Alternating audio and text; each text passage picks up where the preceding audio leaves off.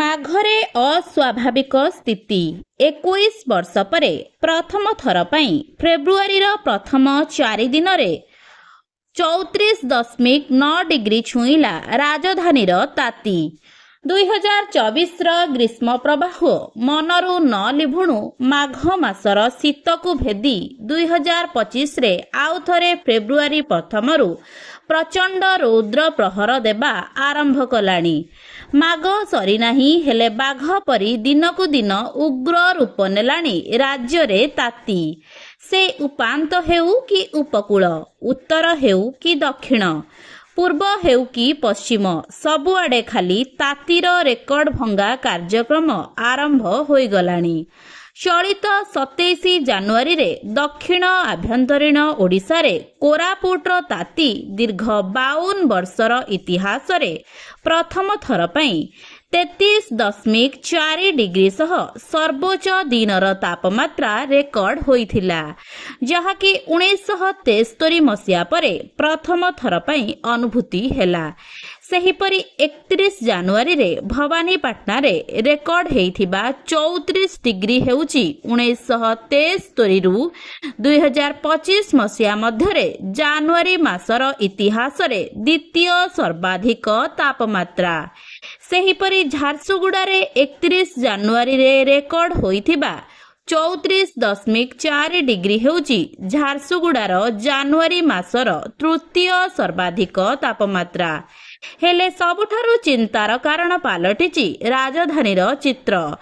ଚାରିଆଡ଼େ କଂକ୍ରିଟ ଜଙ୍ଗଲ ସୃଷ୍ଟି ହେଉଥିବା ବେଳେ ଗ୍ରୀଷ୍ମ ଋତୁରେ ରୀତିମତ ଉଷ୍ମ ଦ୍ୱୀପର ପ୍ରଭାବ ରହୁଛି।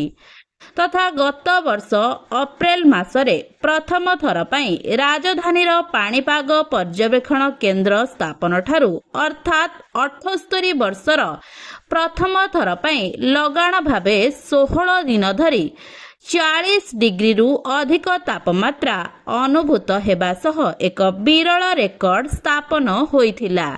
ହେଲେ ଚଳିତ ବର୍ଷ 5 ପାଦ ଆଗକୁ ବଢ଼ିଛି। ଫେବୃଆରୀ ପ୍ରଥମ ସପ୍ତାହ ନ ପୂରୁଣୁ ଚେତାବନୀ ଦେବାକୁ ଆରମ୍ଭ କରିଦେଇଛି ରାଜଧାନୀର ତାତି।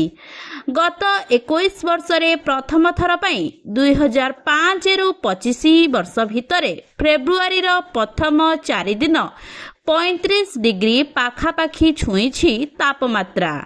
ଗତ 2 ତାରିଖରେ ରେକର୍ଡ ହୋଇଥିବା 34.9 ଡିଗ୍ରୀ, ଯାହାକି 2005 ପରଠାରୁ ଏଯାବତ୍ ଫେବୃଆରୀର ପ୍ରଥମ 4 ଦିନର ସର୍ବୋଚ୍ଚ ଦିନର ତାପମାତ୍ରା।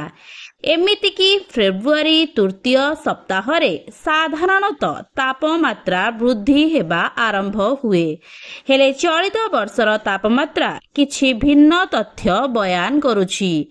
ଏମିତିକି 2005 ମସିହା କଥା ଦେଖିଲେ ସ୍ଥିତି ଅତ୍ୟନ୍ତ ସଙ୍ଗୀନ ଲାଗୁଛି। 2005 ଫେବୃଆରୀ 1ରେ ସର୍ବୋଚ୍ଚ ଦିନର ତାପମାତ୍ରା ଥିଲା 25.7 ଡିଗ୍ରୀ, ହେଲେ ଚଳିତ ବର୍ଷ ଏହା 33.6 ଡିଗ୍ରୀ ଅର୍ଥାତ୍ ପାଖାପାଖି 34 ଡିଗ୍ରୀ ଅଧିକ। ଏମିତିକି 2008ରେ 1 ଫେବୃଆରୀ ସର୍ବୋଚ୍ଚ ଦିନର ତାପମାତ୍ରା ଥିଲା 25 ଡିଗ୍ରୀ। ସବୁଠାରୁ ବଡ଼ କଥା ହେଉଛି 2023 ଏବଂ 24ରେ ଲଗାତାର ଭାବେ ବିଶ୍ୱର ଉତ୍ତପ୍ତ ବର୍ଷ ପାଲଟିବା ବିଶ୍ୱ ତାପନର ପ୍ରଭାବ ଦିନକୁ ଦିନ ତୀବ୍ରତାର ପ୍ରମାଣ ପାଲଟିଥିବା ବେଳେ 2024ରେ ପୃଥିବୀର ହାରାହାରି ତାପମାତ୍ରା ପ୍ରଥମ ଥର ପାଇଁ 1.5 ଡିଗ୍ରୀ ଅତିକ୍ରମ କରିବା ସହ ହାରାହାରି ଠାରୁ 1.5 ଡିଗ୍ରୀ ରେକର୍ଡ ହୋଇଛି। ଏହାର ସିଧାସଳଖ ପ୍ରଭାବ ସ୍ଥାନୀୟ ପାଣିପାଗରେ ଦେଖିବାକୁ ମିଳିଛି।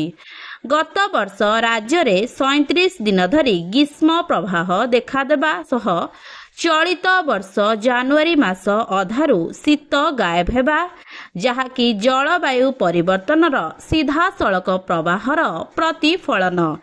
ସେହିପରି ଖରାଦିନେ ରାଜ୍ୟର ସ୍ୱାଭାବିକ ଗ୍ରୀଷ୍ମ ପ୍ରବାହ ଦିନ ସଂଖ୍ୟା 11 ଦିନ ତୁଳନାରେ ଗତ ବର୍ଷ 3 ଗୁଣାରୁ ଅଧିକ ରହିଥିଲା, ଯାହାକି ବିଶ୍ୱ ପାଣିପାଗ ସଂସ୍ଥା WMO ତରଫରୁ ଚେତାବନୀ ଅନୁଯାୟୀ ଏହି ସ୍ଥିତି ଆଗାମୀ ଦିନରେ ଆହୁରି ଚରମ ହେବା ସହ ରାଜ୍ୟରେ ଗ୍ରୀଷ୍ମ ଋତୁରେ 70ରୁ 80 ଦିନ ଯାଏଁ ଗ୍ରୀଷ୍ମ ପ୍ରବାହ ଲାଗି ରହିବାର ଆକଳନ ମଧ୍ୟ କରିଛି।